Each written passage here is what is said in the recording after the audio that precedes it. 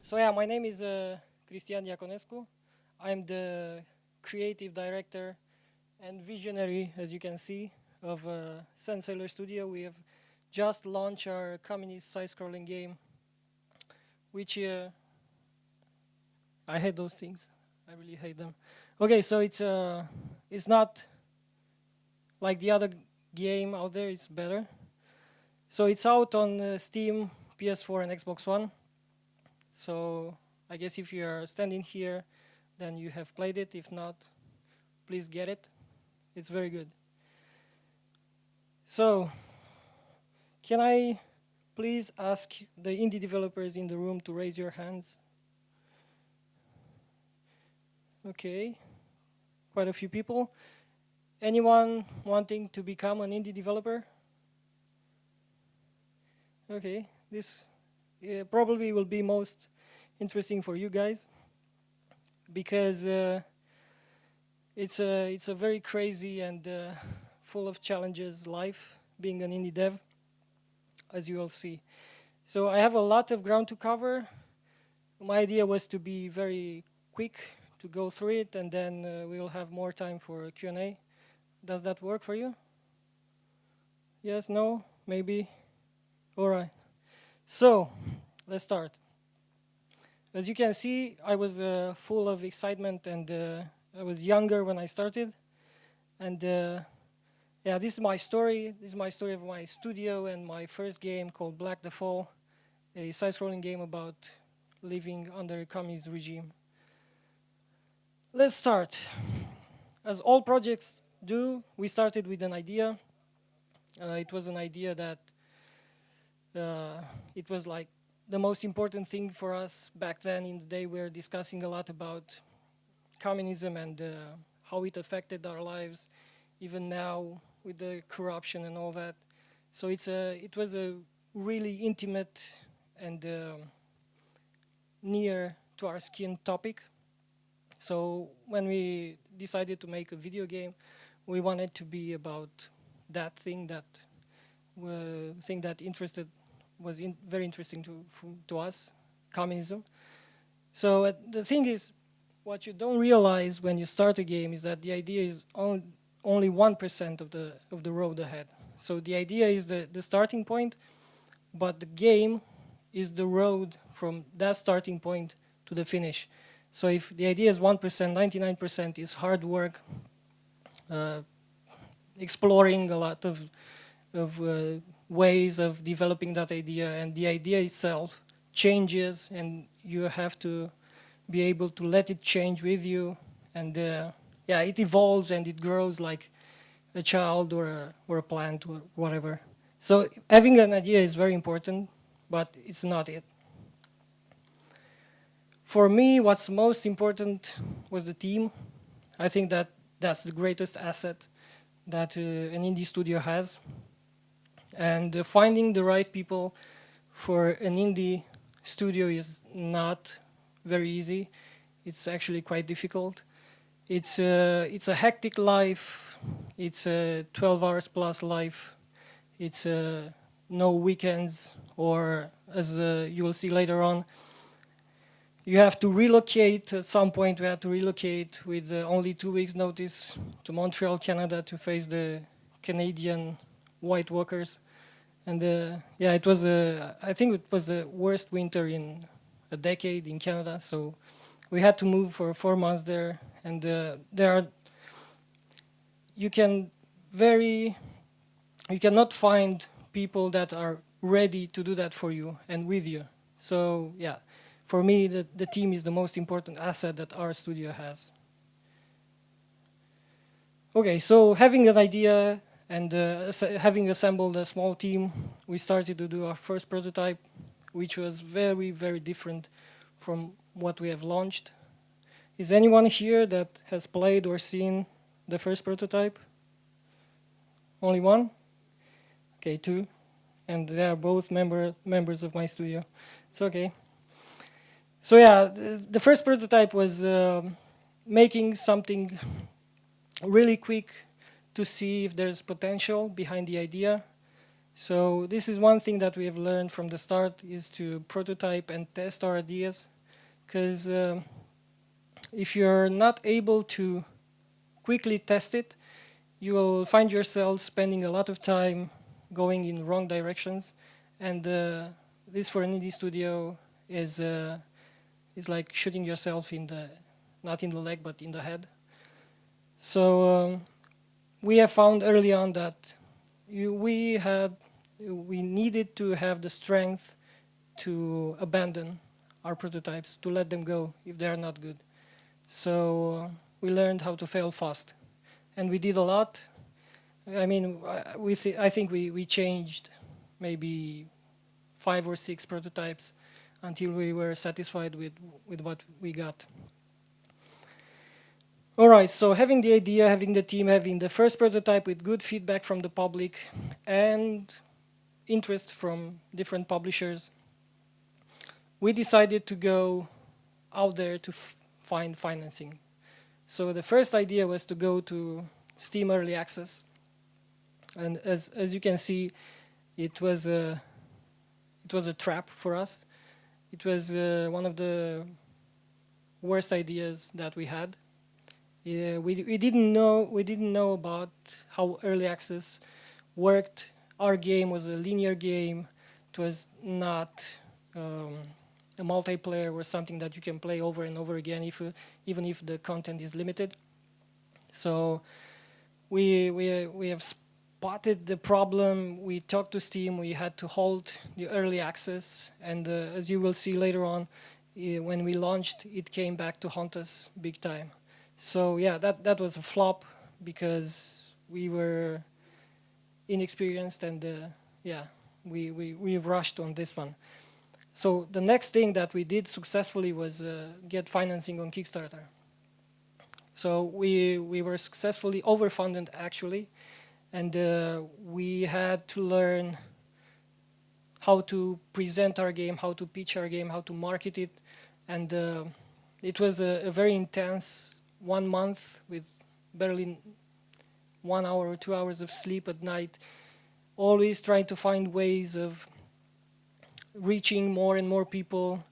So as you well know, Kickstarter doesn't work for Romania. We needed to find a company in the UK to help us out, and that was very difficult. But in the end, with all our efforts, we successfully did it. And it was such a success, even though we did get some funding, but there's not enough for us. But we got enough visibility that doors started opening for us. So for me, Kickstarter is more about visibility. If you can make it, all that visibility will eventually transform itself into opportunities. So for us, the opportunity came just after we did the Kickstarter. There was a web summit talk that I had about our successful Kickstarter, because we were the first Romanian video game successfully funded on Kickstarter. I met with Jason De La Roca from Execution Labs Canada that invited us over for their winter cohorts. They had an acceleration, business acceleration program in Montreal, Canada. So we had like 2 weeks prior notice, and then we had to move for 4 months in Montreal. It was kind of crazy because we didn't have the visas, we didn't have anything, so we had to rush through all of that. Of course, our programmers have kids, and they have trouble relocating. So one of the things that they wanted was to have one business person, one PR, one artist, one designer, and one programmer there. So every department had to be represented. So I ended up representing maybe 4 or 5, maybe 4 departments. So we were like 3 guys, 4 months there, and the programmers were coming and going for maybe a month or so. So yeah, it was very intense. The cold is very intense there. It's minus 30 every day. So it was a very crazy period. But we have learned so much, because Montreal is like the gaming capital of the world. All the greatest studios are there. the indie community is very great there. So we had people coming in to mentor us on pitching, how to pitch to publishers, how to pitch to press, to public, how to talk business, how to look at contracts, how to better design your game. And one of the best things that we have learned there is to ask the difficult questions. And the difficult questions are, do I need that?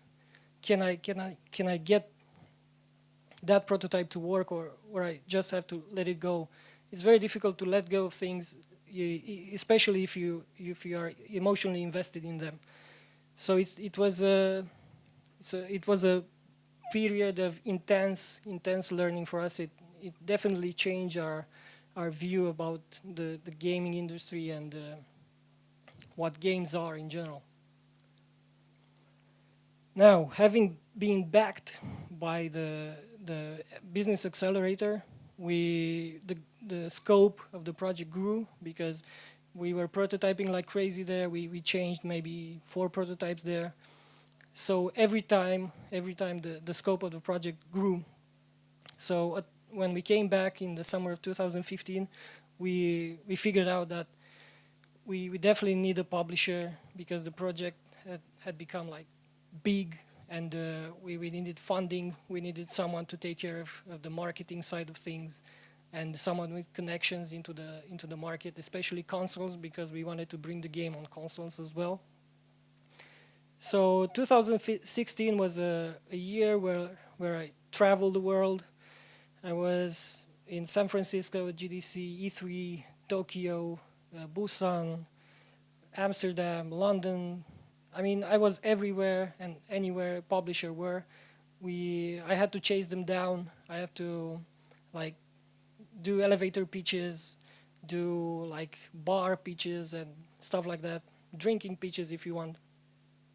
It was we really hustled for publisher in 2016. We talked to a lot of them, so we had the luxury of choosing from maybe 5 of them based on contract deals, based on previous experiences with them. So we ended up choosing Square Enix Collective because Square Enix is a very big company.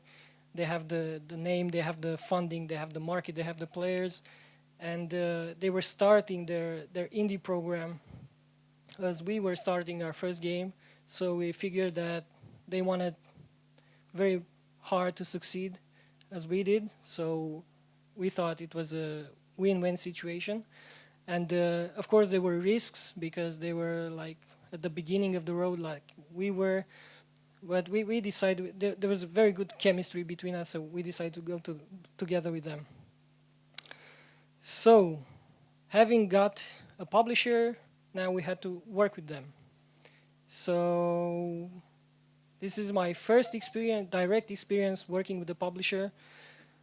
One of the good things that happened were that we had like full creative liberty. We did everything that we wanted. They didn't interfere in the production pipeline, and that was a very good thing. They showcased our game at every event that they went to. Like we were in San Diego Comic-Con, we had a booth everywhere, almost everywhere. In every big event in 2016, we were there with Square Enix Collective. So that was good. What is not so good is that if you're working with a big publisher, things go very, very slow, especially contracts, legal, money. So it's just be prepared for that. We thought that it will take like a month to settle things down, and it took like 4 just to sign the contract because of legal aspects, and they are moving so slow. And of course, the money were delayed, so we had to make do. So if you do that, just keep that in mind. Nothing happens overnight. It takes time, and be prepared to survive for 4 or 5 months. Okay, so we have arrived at one of the biggest surprises of our project, porting from Unity to Xbox and PS4. Now coming back to the last slide, one very good thing that Square Enix had was very good QA. We worked with a team from Eidos, Montreal, Canada, a team that was working on AAA titles, and it helped us enormously in terms of TRC and how to solve those tiny bits and pieces that were so annoying. And for us, it was the first experience. And consoles are like maybe in the 90s. So if you have mobile phones, you have Play Store, and way there in the 90s, you have the consoles. They are not open to anyone. They are super strict about people joining in, about letting out information. So you have to be a registered developer. It's very hard to know stuff before you are inside the console network. So for example, it took us almost a month just to correctly set up the dev kits, the right permissions, and I mean it's silly if you look at it. So we had to spend 1 month just to set up IPs and do back and forth with network assistance. It was crazy. But Unity helped a bit with the export. So exporting from Unity to Xbox One and PS4 is not very simple. It's a very tedious process. You had to do a lot of optimization. There's not so much information out there because of the console bullshit that prohibits developers to share information, if you can believe that. So yeah, it was a nightmare. It took us 4 months. So for all you indie developers here, if you want to do a 3-platform launch, think twice. Make sure you have at least one dedicated person to do that, because it's a nightmare. All right, my marketing in PR. This is a great unknown. It was a great unknown and kind of still is for us. But early on, I figured out that I cannot do it alone. So I had to bring someone in to help me out, because I was not doing production anymore. I was doing just emails and interviews, and the production was going nowhere. So we hired a person specialized just to do that, and it helped us a lot. Like, you will not believe how helpful it is to have a dedicated person with abilities to do that for you. So we were able to focus on production and not be distracted by marketing and PR. And of course, the PR person was also the liaison between us and the publisher, and it did help a lot. So we are at the launch day. A funny story here is that the launch seemed to happen without us, because we are not the one pushing the launch button. We kept missing the launches. The consoles were launching in the night, so we missed them. We didn't know anything about them launching in the night. And we also missed the Steam launch because there was a miscommunication with the publisher. So we basically were not there when our game launched. So that was pretty fucked up. But anyway, we did celebrate in the night with a bottle of champagne. Now, the post-launch. As you well know, Steam recently changed his policy about greenlight. So we found ourselves out there with all the greenlight games that were like just rushed in before the other program went in. So when we launched, there were like 2,000 games out in 1 week, one week and a half, and no one knew anything about it. So it's changed a lot, the algorithm. So there's not so much visibility right now. You have the day one visibility and you go down. And for us, it was worse because, like I said in the beginning, having that early access flop meant that our game was tagged as released in 2014. So the algorithm was not picking up our launch because it was launched like 3 years ago. It was a nightmare. Our publisher had to talk directly to Steam to fix that, but somehow it all went wrong. I mean, all the things that could go wrong went wrong. But that's indie life. So now with post launch is we're trying things to stay out there, to be visible. We're doing interviews, we're doing podcasts, we're doing everything that we can to just move that needle of visibility needle on Steam. So it's rather chaotic at the moment. No one knows what happens. There are more and more games because of the green light thing that are coming in. So Steam seems to be, to me at least, seems to be more like mobiles 5 years ago. So it's getting very, very crowded. Now, to end it on a bright note, what I learned about having like launched my first game and the indie life that went on with it, I won a lot of things. Like I didn't need it, like this shield for instance. I just won it because I was there at the GDC. I eventually won some prizes, if you can believe it, and it's for game design in Busan, South Korea. Yeah, I made new friends. So basically, for the last 4 years, my team is actually my family. We spend so much time together that it actually, like, if you put the hours together, I spend more time with them than with anyone else. Yeah, I've traveled a lot, as I've said, with my backpack, my trusty backpack here, showcasing our game everywhere and talking to anyone that I can find out. I was at the big events around the world, at the Xbox launch. I was when the Final Fantasy was live. So a lot of cool stuff. There's a lot of interviews that I've done remotely or out there with, I don't know who wanted to have an interview with me. So yeah, I got some stupid hats from LA.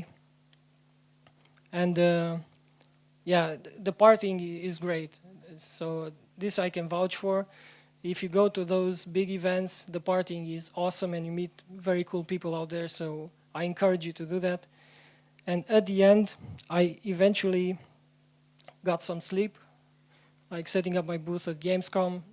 It's everything. It's like draining your energy so much. I think I'm older, like 8 years older, not 4, because of that. But I'm enjoying it. I love it. I enjoy every minute of it. So in the end, we eventually managed to conquer the Canadian winter. So if you want to go to Montreal, it's very good. It's very good. They have good music, good food. The industry is phenomenal out there, but the winters are like Game of Thrones winters, you know. Okay, so this is the end. You can milk my brain now or something. Are you continuing? Do you plan to make another game? Yes, of course. Yeah, we actually have the new prototype is here in my backpack. So if you want to try it, you just reach me and I'm gonna show you our VR couch game prototype. And then kill you. Yeah, maybe not. Hello. So what exactly are you doing right now? You have launched Black the Fall on Steam and you're working on a new title, a VR title? And Yeah, right now I'm holding a Q&A session here at yeah, right. Yeah. So the VR thing is one thing that I wanted to try out. I honestly wanted to do that last year, but because of production schedules and stuff like that, we were not able to play with VR. So we have all the headsets that we can possibly have. We are gonna have the new Windows headset soon. So yeah, it's something that we want to try out to see, because for me it's my bet is that VR will become a thing in itself. So maybe it's not games, but I think it's where cinematography was 80 years ago. So yeah, VR is definitely something that I want to try out. What about Black the Fall? How much time do you still invest in Black the Fall? Or is it in the hands of the publishers now? No, it's the publisher is hands off right now, so it's in our hands. We're doing porting for a Nintendo Switch at the moment, and we're gonna try bringing it to iOS. So yeah, we're definitely working on Black.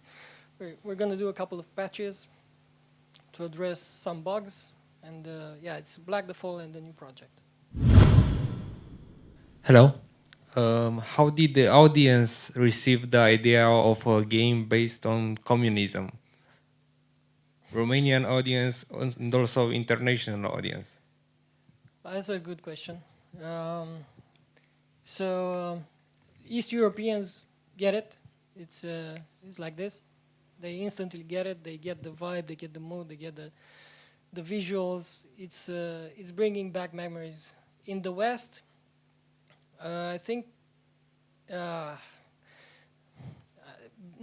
they are not so connected, and they miss the subtleties of it, and they just jump over it and say, okay, it's a bad regime that kills people, and yeah, so they really don't get it. Many of them. I've seen people that somehow were connected to Romania. They had relatives in the Eastern Bloc, or they went for a trip when they were kids in the Eastern Bloc. So they had the tools to decipher the message, but otherwise, it's like they have the tendency to see it Hollywood style. There's no fighting, you know. Why there's no fighting? It's an old guy running. They have different cultural stereotypes, so it's something that we did plan for, but not so much. So, yeah. So, did you feel any backlash from Kickstarter funding people, especially after you got a publisher? No, that was a concern that we had, and yeah, because Kickstarter publisher don't go well together. Actually, what our effort was to explain to our backers that the scope of the project grew, that it's the best way to deliver the best game that we could was to get a publisher on board. We made sure for them to know that they were not being involved in the creative direction. So yeah, it's all about communication. We didn't have any backlash from them. They were actually very supporting, and yeah, it was. We have a great bunch on Kickstarter, and we talk to them I think every month we have an update to let them know what we are doing and what's changing and what's what. That was very cool for me. As I was expecting a backlash, but there was no backlash. All right. Did you do anything in particular to not get backlash? Usually, there's a lot of backlash. Like I said, communication, making sure that we are transparent and open to them. Like we really need funding, you know. So we did get this amount, but the scope of the game grew so much, and we really want to deliver you the best experience possible. So it was not only in our best interest, it was also in their best interest. So Kickstarter backers are very understandable, and they can not forgive, but they can support you very much. So it's like a love story, if you want.